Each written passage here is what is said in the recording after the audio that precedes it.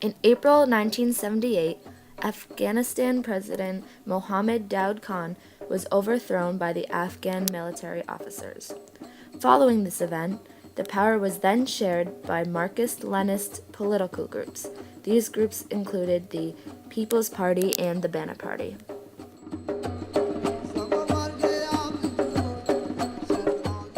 This new government had little popular support because it forged close ties with the Soviet Union. It started purges of all domestic opposition and began extensive land and social reforms. These reforms were bitterly resented by the devotedly Muslim anti-communist population.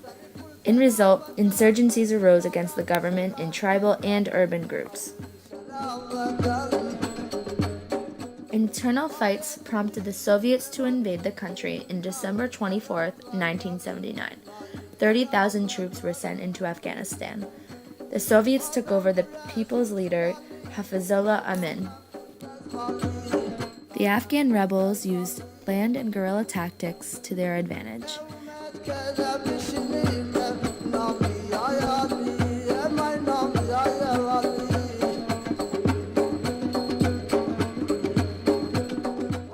The Mujahideen shot down Soviet planes and helicopters. Every day increased monetary and human costs of the war.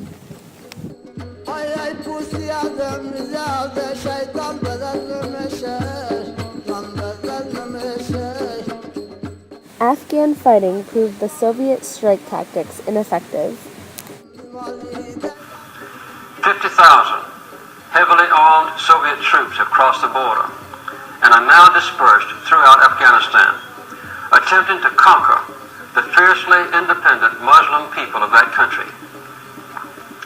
The Soviets claim, falsely, that they were invited into Afghanistan to help protect that country from some unnamed outside threat. But the president, who had been the leader of Afghanistan before the Soviet invasion, was assassinated, along with several members of his family, after the Soviets gained control of the capital city of Kabul. The U.S. armed rebels considered the Soviet invasion a threat to Middle Eastern oil supply. With Jimmy Carter's approval, the U.S. provided financial and military assistance to Afghanistan. The U.S. stopped grain shipments to the Soviet Union and boycotted the 1980 Moscow Olympics. The tide of war turned by the introduction of U.S.-made aircraft missiles in the year 1987. The Soviet president saw the war's costs and withdrew all Soviet troops by 1989. Refugee camps were set up in Pakistan. However, they were insufficiently supplied and overcrowded.